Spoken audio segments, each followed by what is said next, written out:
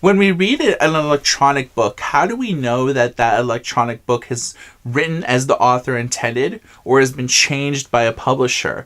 All too often, books like Pride and Prejudice are spun to Pride and Prejudice with zombies or with sea monsters, or Shakespeare books redone as Star Wars.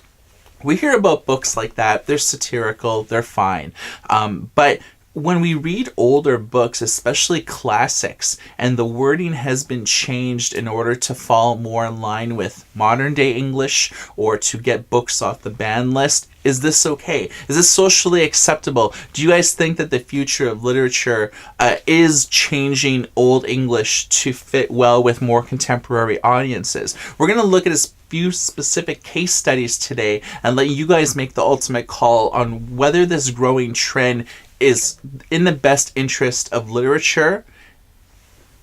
Mark Twain's classic novel, The Adventures of Huckleberry Finn, was first published in 1884. There's over 200 fairly racially charged words throughout the book, and this has had it banned from libraries, from grade schools, from high schools, all over the US. It's actually on the banned list. So it's a good book, and for its time, it uses terminology that everyone used in the time. You know, if you lived in the South before the American Revolution or before slavery was disbanded, this is the world that they lived in. And when you read a book like this nowadays, it gives you a perspective of how people talked during that day. Now, there was a publisher called New South Books that in 2011 issued a new version of the book, which replaced all the socially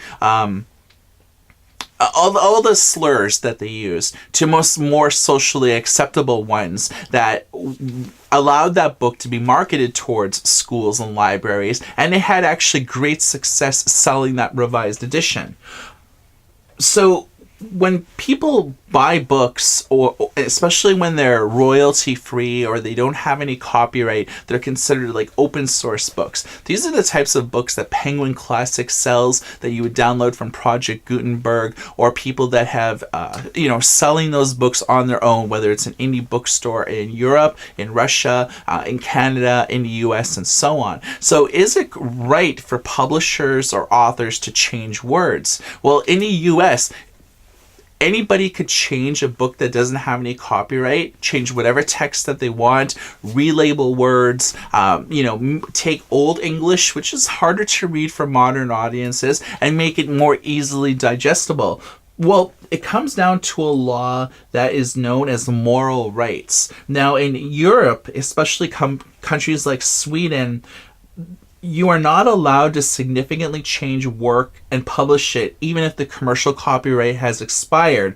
Now, moral rights have a less robust tradition in the United States, which tends to protect financial rewards more than artistic creativity and freedom. So this is why a lot of American publishers are reissuing older books and upgrading them.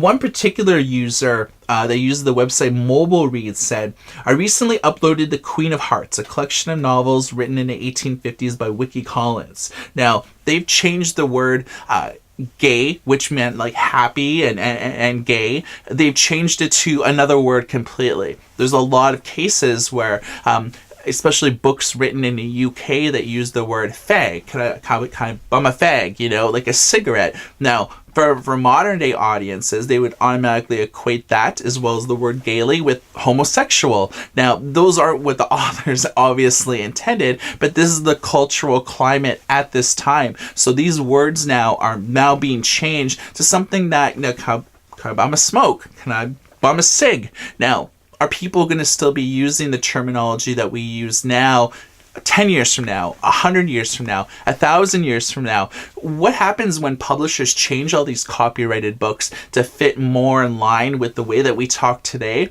when the way that we talk today is going to change in 50 years or 100 years, and this cycle is going to repeat where suddenly books that are being read that are being purchased, bought, and sold were nothing like the original book that was written, that has no bearing or semblance on the original classic. You take Mark Twain and Adventures of Huckleberry Finn, one of the pillars of literature ever. Now, how many times is this going to be bastardized before this book that you're reading today is nothing like the original book? Do you guys think that this is okay? I sure don't. Leave a comment in below, and we'll endeavor to get back to you. For Goody Reader, my name is Michael. Thank you guys for watching this vid. There is going to be more to come from goodyreader.com, including more contests.